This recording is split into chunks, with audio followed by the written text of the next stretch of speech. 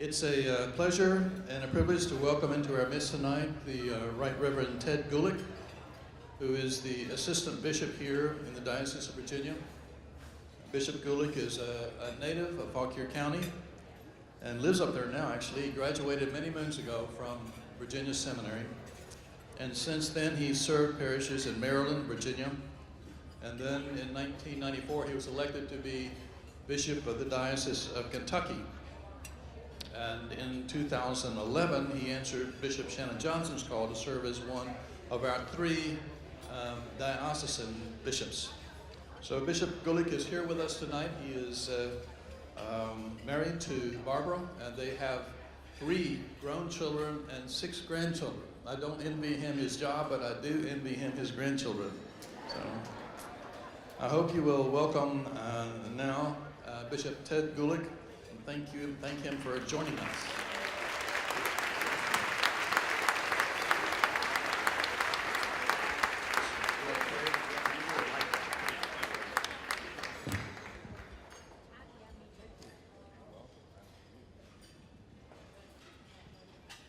Boy, it's bright up here. I can't see a thing. First of all, I'm going to try to use this microphone. But please don't treat me the way certain people have in church, where after the whole service has been concluded, they say, I couldn't hear you. So if you can't hear me, I think I could see you if you raise your hands. The other thing I'd like to say before I begin is that I have some family here, and my aunt came up to me a few minutes ago and said, don't preach long. And so I guess my only response is what Pontius Pilate said to the crowd, what I have written, I have written. So here we go. I've stolen the first part of this talk from the Reverend Pat Wingo, who used this illustration in a sermon he preached at Mayo House. And it was so good, I said, I want you to print that out for me because I'm going to use that at St. James. And here it goes. Once, many years ago, sleeping on the sofa bed in the living room of my boyfriend's parents' house in Teaneck, New Jersey, this woman witnessed the performance of gratitude, the likes of which she had never seen before. This is Susan Schooner. She describes the moment. It was in the middle of the night. I was up with my own back pain when the light flashed on in the upstairs hall and John's father came padding down into the room. Oblivious of me, he went into the kitchen, cut himself a slab of rye bread with a butcher's knife, then stood with it in the dining room under the street shadows. "Chelen," he said finally, thrusting the bread into the air. "Brot." He held the bread against his pajama pocket. "Pane." He shook it. "Lechem." He then kissed it. "Bread." And then he took a big bite. This he did over and over, saying the word in more languages than I could imagine existed. Thrusting, hugging, shaking, kissing, biting, exclaiming, until he stood in the room empty-fisted. Then he burped, gloomily, and went back up the stairs to bed. She goes on to say, I think of that night a lot.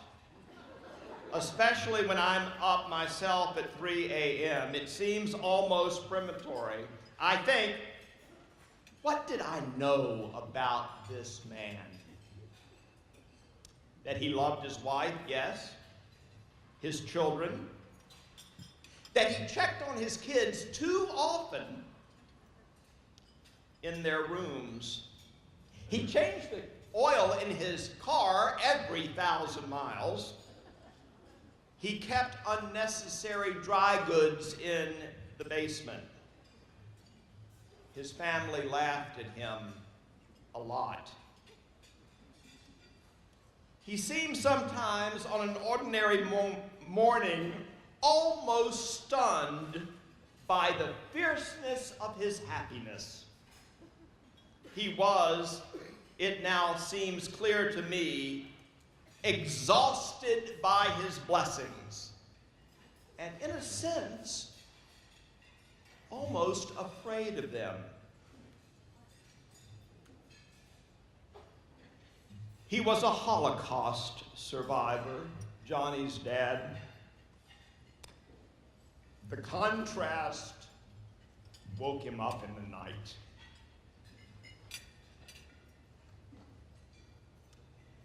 Johnny's dad stands in the kitchen,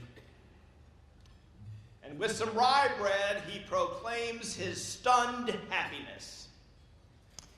We Christians stand in church on Easter Day and proclaim our stunned happiness with these words. But chiefly are we bound to praise you for the glorious resurrection of your Son, Jesus Christ our Lord, for he is the true Paschal Lamb who was sacrificed for us and has taken away the sin of the world. By his death he has destroyed death, and by his rising to life again, he has won for us everlasting life. We Christians are also stunned by happiness. I just had a thought, and I know it could probably only work at your jazz mass. I know Episcopalians. I'm one of them. But I just wondered, after hearing this story, what would Easter be like if we all held up our communion wafer and danced in the aisle saying, bread, bread of life, medicine of immortality, death-defeating presence, hope, joy, and just romped around with it. Well, I don't think you all do that. But in preparation for tonight, I did romp around your website. And I saw a lot of evidence. I would say I saw abundant evidence of stunned happiness. I love your mission statement. I just love your mission statement. It says, we are a community drawn together by our love of God and our desire to serve Christ in the world. The grateful desire of the blessed is the hope of the poor. I'm going to say that sentence again. The grateful desire of the blessed is the hope of the poor. Grateful desire lived for the poor has, it seems, been our method or even our madness as Christians from the very beginning. There was a historian and observer of society in the reign of Emperor Hadrian named Aristides, and he writes to Hadrian, the emperor of Rome, about this emerging sect called Christians. He says these words, they love one another, they never fail to help widows, they save orphans from those who would hurt them. If they have something, they give freely to the one who has nothing. If they see a stranger, they take him home and are as happy as though he were a real brother. They don't consider themselves brothers and sisters in the usual sense, but family instead, through the Spirit in God. That was 2,000 years ago. 2,000 years later, I read your website, your very good website. And in a banner that arrested my attention, it says that it's time for St. James to get ready for Caritas volunteers to sign up. So do it. I learned that you are forming the next generation by way of mission trips for 5th to 8th graders. You do youth missions to Appalachia and an adult mission trip restoring houses right here in Richmond. And there are fantastic depictions of your gratitude reaching out to Central America and Africa Your mission-driven website declares your mission-driven heart, and it's wonderful. It is stunningly happy. It reeks of gratitude. And please now let me recount a very personal and profound story about your church. I have some family in this congregation. And frequently on my Tuesday visits to Richmond, I would stop in to visit my mother's brother, who was a communicant of this parish. On one afternoon, I dropped in and visited with my uncle and his amazing caregiver. But the visit was interrupted because my uncle said, "Ted, I've got to leave now." Now, at that point in his life, I loved our visits because he could remember the past but was having more difficulty with the present. But he knew that they had to go to St. James to make sandwiches to feed the hungry. There was not as much left in his present as there was in his past. And yet the act of making sandwiches for the hungry at St. James Church gave him purpose and it gave him dignity. And yet, this mission-driven congregation, with its passionate commitment to the hungry, the least, the last, and the lost, allowed a man the dignity of service, and it also allowed him a holy solidarity of service with his care companion. It was a triple act of dignifying.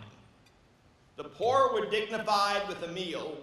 My uncle was dignified by the opportunity to serve, and his caregiver was dignified by service which transcended the isolating differences of race and privilege. All of this because St. James and the ministry of gratitude that not only defines this evening together, but so defines the life of this congregation and embraces the lives of each member of this passionate community.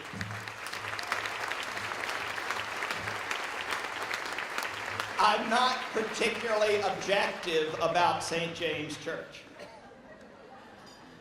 There wouldn't be much of a Diocese of Virginia without it. The passion of St. James is helping to save this city.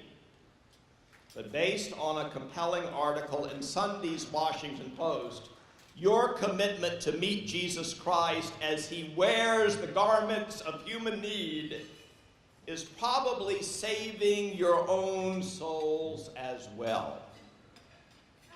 In Sunday's Post Outlook section, the headline read,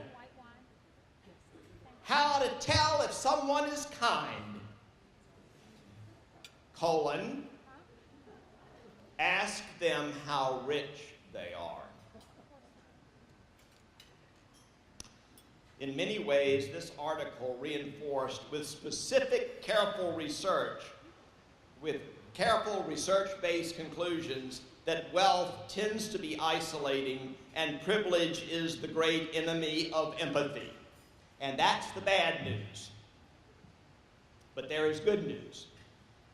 There is a cure, and it requires exposure.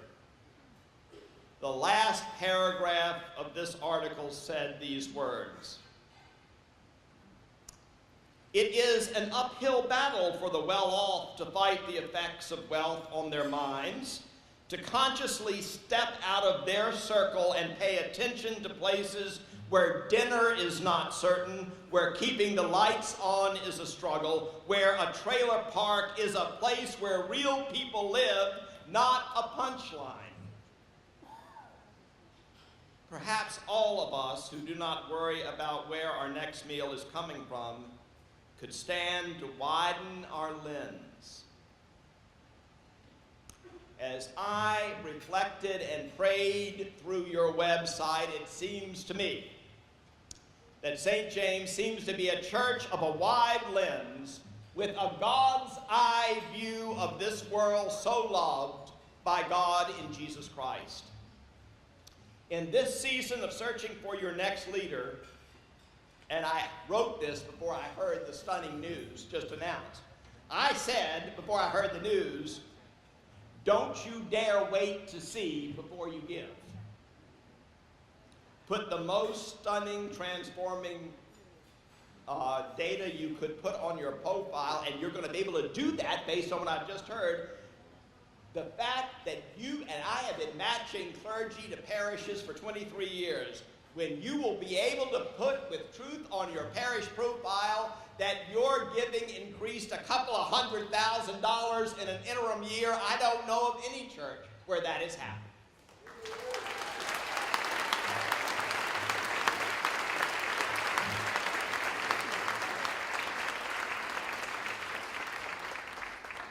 But that's the spinoff, sisters and brothers. That's not the motive.